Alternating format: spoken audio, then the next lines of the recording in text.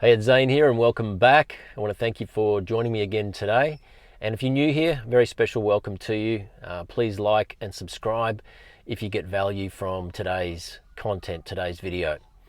So today I want to talk about how time is running out when it comes to Bitcoin and how you can really transform and reshape your financial future, how you can create a new paradigm in your life with this finite fixed supply monetary technology that we call Bitcoin. Now, in order to really embrace Bitcoin and to continue on the Bitcoin path, you first need to be really clear on what the problem is that Bitcoin is solving. And so I like to kind of touch on this quite often because I think it's very easy for many people to kind of start on their Bitcoin journey, but then to sort of get on with their daily life, week to week, month to month, year to year, and they kind of forget about the reason why they got involved in Bitcoin in the first place. And so I believe we're at a really critical time in history right now in terms of the financial system at large. There's so much debt in the system. It's causing many problems now in society that most people can actually see.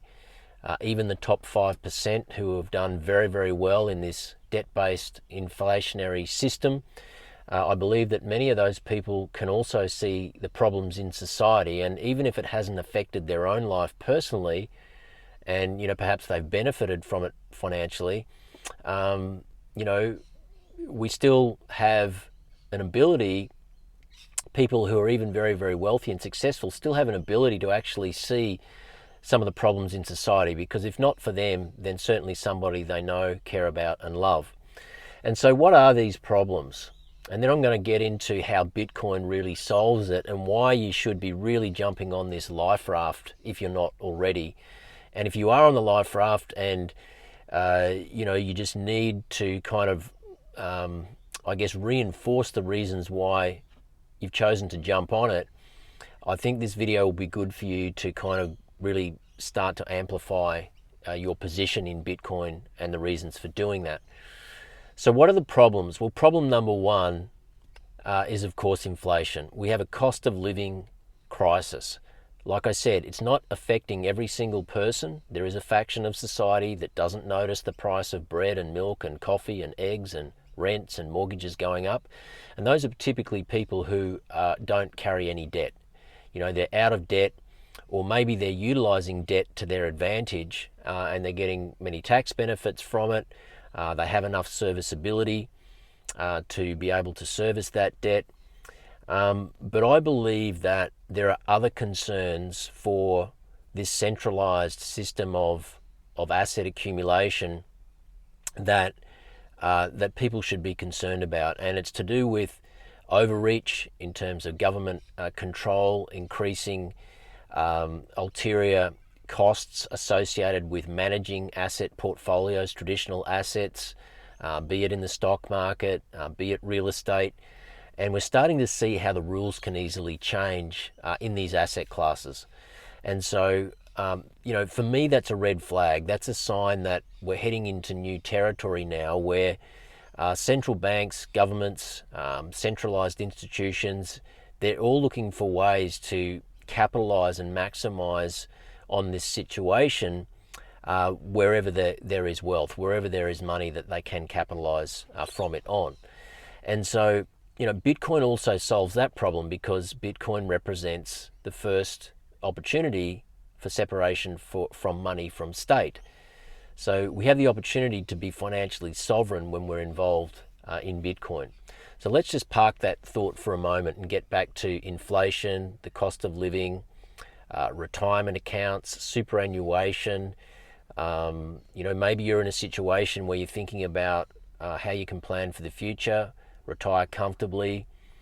And if you're locked in this debt-based system and you're impacted by the cost of living crisis, then you really need to think seriously about what is the pathway that is going to enable you to have a prosperous future, to retire comfortably, to be able to enjoy life, still have 10, 15 really active, adventurous years once you get to retirement age, Right now, how does that look for you? Does it look, is there blue sky? Does it look bright? Are you on the right track? Or have you not really thought about that, and perhaps you're starting to kind of question, whether or not you're going to be having to work until the day you die? Is the pension still going to be there to support you? And if so, is it going to be enough to afford you the kind of lifestyle that you deserve?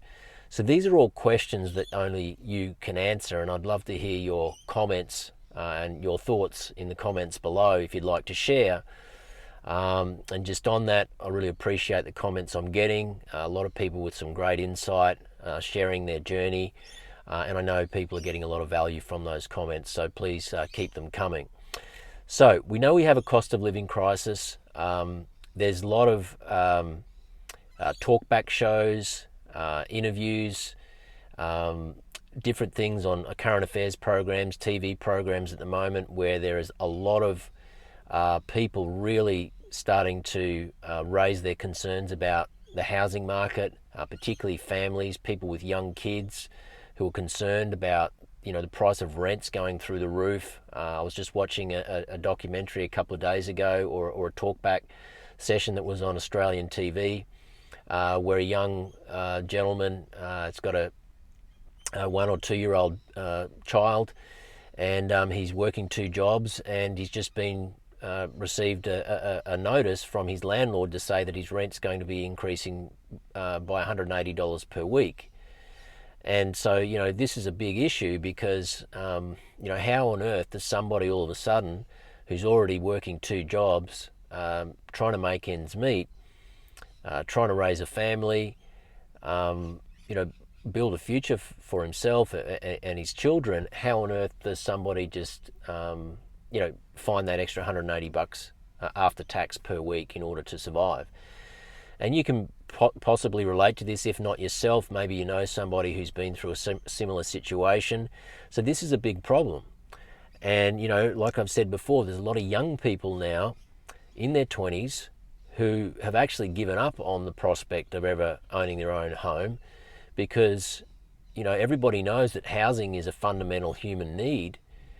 But if house prices are absolutely unattainable and unaffordable, and people know that there's absolutely no chance that they'll ever be able to, save enough to be able to get into the housing market, then they start to become more present focused rather than future focused. And of course, this has big impacts on the family unit.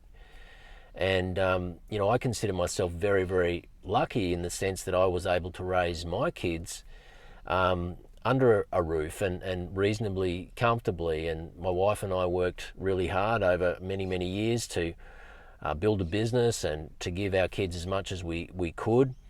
But now they're on their own 2 feet, and I'm concerned about what the future looks like for them. And, this is one of the reasons I'm in Bitcoin and continue to share what I know and to sound the alarm bell for anybody who's prepared to listen, because we should all be concerned about the future of the next generation and the kind of country that we're going to leave for them and the generation following them. And whether you have kids or not, this should be something of a concern. The problem is that when you're stuck like a hamster on a wheel just trying to survive yourself, it is virtually impossible to think beyond your current needs and your current situation. And I fully understand that as well. And so Bitcoin is a life raft. We have to understand whether it's the housing crisis, the cost of living crisis, the growing wealth gap, the situation with funding your retirement.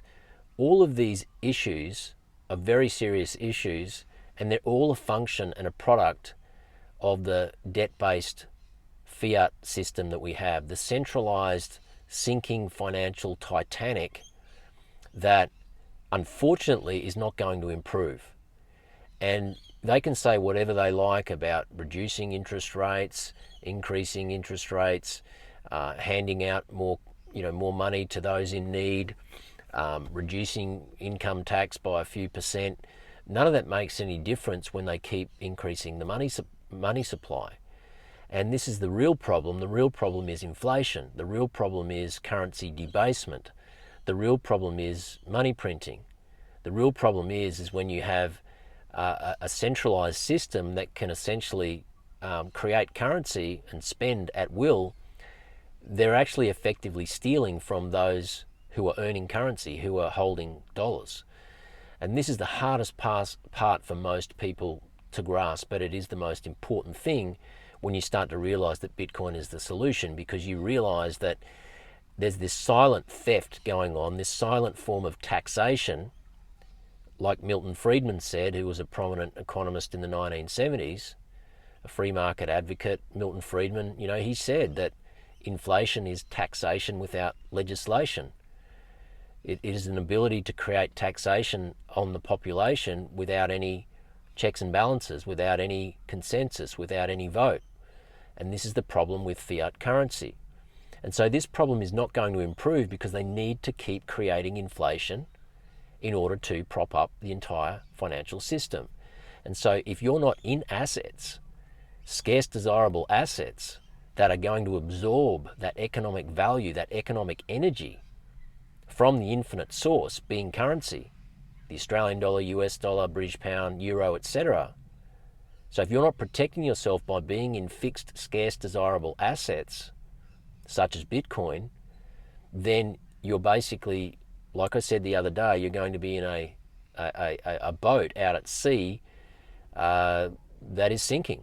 And that's basically, that's the future, and that's what it's going to look like. And so, I don't want to be too bleak in this video, but it's just important that what I've seen over the years is most people don't take action on anything until they have a significant event in their life, until they have a wake-up call, until they start to experience pain. And I don't want you guys to experience pain. I want you to see this before it happens. And so my job is just to continue to share, and it's your job to kind of digest the information and find, discover for yourself whether I'm full of shit or not. But it's not just me. There are plenty of resources where you can verify that what I'm saying is true. And then you need to just take action. You need to get on this life raft before the Titanic actually sinks. And so that's what I'm here to do, to kind of wake you up and to make you realize that time is running out. Chili's just arrived to say hello. Here he goes. He doesn't say much. He kind of just stares into space and takes in all of this Bitcoin ranting that I offer. But time is running out. So we have a terminally ill, sinking financial Titanic. The money system is terminally ill. It is sick. It is on life support. And so why would you want to be in that system? Now, I know we need to earn a certain amount of income, and we need to pay our taxes in dollars and our groceries and our rents and our mortgage and all of that. I get all that. But any surplus capital, savings, income that you have access to, you need to think very, very seriously about where you're placing that, because that is preservation of your economic value, your economic energy. And so do you want to leave it in a system that is sinking to the bottom, or do you want to put it in a system that is repricing everything? Do you want to put it in a system that is essentially a new monetary system, a monetary system that cannot be debased, a protection mechanism for your long-term savings and value that is not just going to preserve your purchasing power and your economic energy over time, but is actually going to grow it? And the reason for that is because Bitcoin is the only asset on earth, the only monetary system, the only monetary technology that is fixed, finite, and has absolute scarcity. There will only ever be 21 million Bitcoin. And did you know that there are only 63, 64 million millionaires in the world? Of course, some of those are billionaires, etc. But 63 millionaires or above in the world, and there's only 21 million Bitcoin. So what happens when everybody starts to wake up to what's going on with Bitcoin and this value system, the fact that it's not going anywhere, it's becoming more and more decentralized and more secure and more powerful. And even the US government and Wall Street, the likes of BlackRock, are now hoarding Bitcoin because they understand the value proposition of it. And so when is it going to be before the masses start to wake up and say, wow, this is where I need to be placing and storing my long-term financial energy? So everything's starting to shift now. Time is running out because the big end of town is starting to realize this. The big end of town is starting to get involved. There is limited supply when it comes to Bitcoin. We already have 95, 96% of Bitcoin mined, which basically means that you have to buy it off somebody else. If you want to access Bitcoin or Satoshis, fractions of Bitcoin, you have to buy it off somebody who's prepared to sell it. And I believe we're going to enter a phase in the not too distant future where nobody's going to want to sell their Bitcoin. Nobody's going to want to sell the scarcest form of money to acquire an infinite form of money. And I believe that day is coming very, very soon. And again, I'm not the only one saying this. There's a lot of smarter people than me in this Bitcoin space that are advocating this and really sharing this thought pattern, this thought process around it. We have to keep getting back to the fact that Bitcoin is absolute scarcity. And that's what makes it a life raft. That's what makes it an escape from the debt-based financial system, from the sinking financial Titanic. So I want to keep this video reasonably short today. I want to basically just encourage you to realize that it's all about action. If you're already in Bitcoin, you're on the right track. You just need to continue to further your knowledge. Stay tuned into my videos on a daily basis, other podcasts in this space. If you want me to recommend some, I'm more than happy to, but there are so many out there, just brilliant minds. I think Bitcoin is attracting some of the smartest minds on earth, personally, not to toot my own horn, but definitely there are people way smarter than me in this space, and I learn something from them every single day. And so, yeah, just realize that it is the solution to the debt-based system, terminal money, central bank digital currencies, which I believe are going to happen at some point. And, you know, I think this is going to be the biggest wake-up call for so many people who have their head in the sand and just think that everything's going to be okay. The minute they have their financial life under a system of surveillance, which is what central bank digital currencies are designed to do, attaches everything to your digital ID, your credit score, your carbon credits, all of that. That's what's coming. And so you want to be in a system that is decentralized and separated. And for me, you know, that's what the sovereignty aspect of Bitcoin is all about. Anyway, I'm going to leave it there today. I hope you got some value. Time is running out. The time to act is now. If you're in Bitcoin, continue to further your knowledge, continue to stack sats, stay humble. And if you're new, just take that first step. Don't feel like you need to learn everything before you get involved. Take the first step, build your confidence, watch the process, and then keep going. This is Zane signing out. I want to thank you for tuning in. Please like, share, and subscribe. Leave me a comment if you feel like doing so. I'll read them all, and I look forward to seeing you in the next one. Have a great day. Bye for now.